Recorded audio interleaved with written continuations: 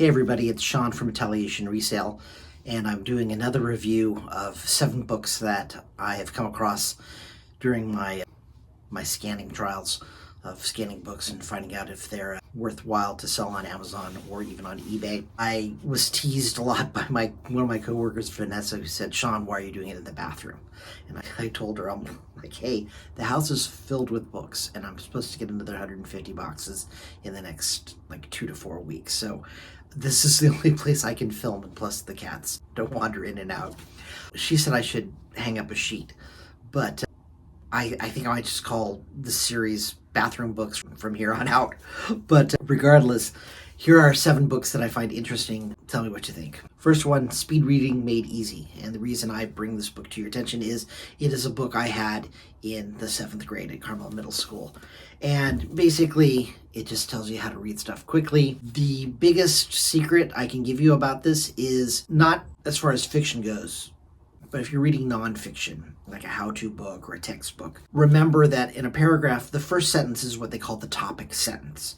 It says what the main idea of that paragraph is, and the remainder of that paragraph just is evidence for that first sentence. It supports that first sentence. So if you're in a hurry and you've got like a textbook or some similar book like that, just read the first sentence of every paragraph, and that should generally give you a rough idea. Now, obviously, if you're studying for some very important exam, like how to be a contractor, something like that, how to save a life, read the whole thing, don't skip. But Speed Reading Made Easy, a textbook I had to crack up when I saw this, because this book is, 45, 50 years old. So, all right, book number 1. Book number 2, The Wild Asparagus, Stalking the Wild Asparagus by Yule Gibbons.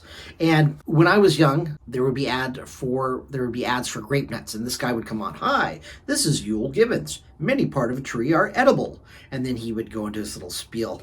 And I remember asking my dad, "Who's Yule Gibbons?" And he's like, "I don't know, maybe some environmentalist." Anyway, he is an environmentalist. He 4 or 5 books at least. I came across this one. It's Field Guide Edition, Hunting the Wild Asparagus. First thing, he's talking about acorn and how they're healthy. And I was talking to somebody about acorn flour the other day. I'm a gardener, so we talk about these interesting things. Donkey milk, acorn flour. No value, but an interesting book. And Yule is U-E-L-L. And I always thought it was like Yule, like Y-U-L, like Yul Brynner, but it's not. Yule Gibbons, Stalking the Wild Asparagus. Unfortunately, not worth anything, but worth checking out. Book number 3. A book I actually want to read. This is Ishi in Two Worlds. And it's about Ishi, who was the last Yahi Indian. 1911, he basically walked up to this slaughterhouse in the country, and the people there called the sheriff in Warville and said, "Yeah, we've got this wild Indian person. Can you come and take him off our hands?" And this was the story of Ishi. He's the last member of his tribe, the Yahi Indians. Interesting book. I haven't read it yet. I've skimmed part of it, and very sad story. I have a friend of mine, Ian Santos. So Ian, hey man, how's it going? Ian's a Indian. He's on the reservation, and there are about 3,500 Ute Indians that live across 3 separate reservations, and there's 7,500 total, and that's it, and that's not a lot of folks. So there you have it. I'll just sort of leave it at that. Again, the book, the monetary value as far as resale goes is not much, but definitely worth checking out. And this book I just like just because the title, which I'll let you read that for yourself. But it says, Furo Waraboko wakes on the morning of a job interview to discover he's turned into a white man. Red hair, green eyes, pale skin. In this condition, he plunges into the bustle of Lagos to make his fortune. Pursued from the streets to the boardroom by those who would use him, Furo hides the evidence of his former life, his family, his name, his black ass, as he reinvents himself. In this wicked satire, Furo's search for an identity deeper than his skin leads to the unraveling of his own precariously constructed story. So I just thought the title was kind of funny, and then when I read what it was about, I was like, satire! I can relate to that because I'm sarcastic and I like satire.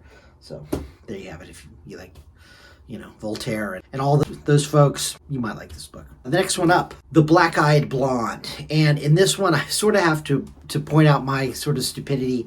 I have blue eyes. I have friends that have brown eyes. So I was thinking the Black-Eyed Blonde had black eyes, but no, she's got black eyes because she's been, slapped around a couple of times. So unfortunately, that's the title. This was made into a series called Marlowe, which I believe was on Netflix. And at the end, it's funny. They're in an office, and there's a bunch of motion pictures, posters on the wall, and one of them is for the Black-Eyed Blonde, which is what the show's about. Liam Neeson's in it, for those wanting to check it out. And again, unfortunately, no high resale value on this, but the series was really good. I recommend checking it out. And the fifth book, we have dad jokes. Terribly good dad jokes. And I'll just read a couple. Where's the best place to work if you only have one leg? IHOP. All right, I'll spare you, but those are a couple of jokes from dad jokes. Terribly good dad jokes. And unfortunately, or fortunately, it's not worth selling on eBay, but there you go. And then the last book, Tales of a Pedagogue. Hopefully I'm pronouncing that right. And basically, pedagogue is just a fancy name for a teacher. And you'll see this from time to time. It's by Stephen L. Byerly, PhD. You'll have some teachers that write a book, or you'll come across their thesis that they wrote when they were at college. And I'm going to go ahead and read this. It's a really short story. It's a page and a half. But, obviously nobody knows, or very few people outside his family know who this gentleman is. And there's no ISBN number, but it's probably something that he had printed and gave out to a handful of friends. But I like books like this because you can read them and you read the introduction. You can kind of find what people are about. And it's very interesting. So, all right, this one's called Meditated Murder. During my first year of teaching at Bellevue High School in Southern California, I reveled in the opportunity to facilitate learning. My zeal spread to the students, and there was much laughter, learning, and learning through laughter during that year. That is, except for one student. She was an attractive brunette of refined features and movement, and sat in the back of the room. Not conspicuous in any way, really, except that she never smiled. There were moments of hilarity in class as we delighted in the brilliance of Mark Twain's satirical wit or the antics of our own rhetorical cleverness. Yet she never smiled, nor did she react in any observable way. Her expression remained dour as she stared right through me after class. I admit that it began to unnerve me. Even when asked a question, she would answer in a monotone, never varying from her Mona Lisa gaze. During classroom activities, she maintained an uncanny aloofness. The last day of school arrived, and the bell bringing to a close, that particular class rang. There were affectionate embraces and salutations all the way around, and within a few minutes, the classroom was empty. Or so I thought. As I turned from the door, there, still occupying her seat with a more penetrating expression than usual, was the girl. I sensed my heart picking up pace as she slowly rose up out of her seat and walked toward me. Great headlines will this make, I thought.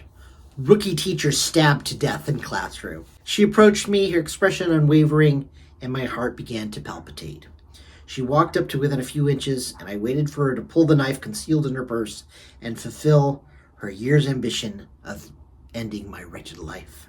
But instead, she placed her purse on the floor, put her arms around my neck, pulled herself to me and whispered into my ear, "If it hadn't been for you this year, I would have taken my life." And that's it for the story. So, obviously I believe that it's a true story because he wrote it, and that encounter meant something to him, and that's why he put it in book form. I also think it's kind of interesting, this whole, and forgive me if I get too literary, this stereotype of she's a girl with no name. It kind of reminds me of Bruce Springsteen's song Jungle Land, where there's this character, the rat, and he meets the barefoot girl. There's all these other characters that come to play in the song, but she's simply referred to the barefoot girl. And, at the end of the song, she's turning out the light. Things happen to other people, but she's just kind of this anonymous figure. So there you have it. Tales of a Pedagogue by Stephen L. Byerly, PhD. Notes on teaching and whatever else he wanted people to know. Dad jokes, which are dad jokes. The Black-Eyed Blonde, great title. If the book is as good as the series, and the books are usually better, then I recommend this. It's not valuable on the Amazon, book list there. You won't make money selling it to them, but it's definitely worth a read if you come across it. Black Ass by Ignoni Barrett, satirical and worth checking out if you've got a sense of humor like mine. Ishi, The Last Yahi Indian, sad story, truthful story, a story worth reading and telling. Stalking the Wild Asparagus by Yule Gibbons. Look up the old Grape Nuts commercial and he'll be like, many parts of a tree are edible, or many parts of something were edible. And speed reading made easy. All right, guys, gals, others, small animals. This has been Sean with Retaliation Resale. That's my book review of the week.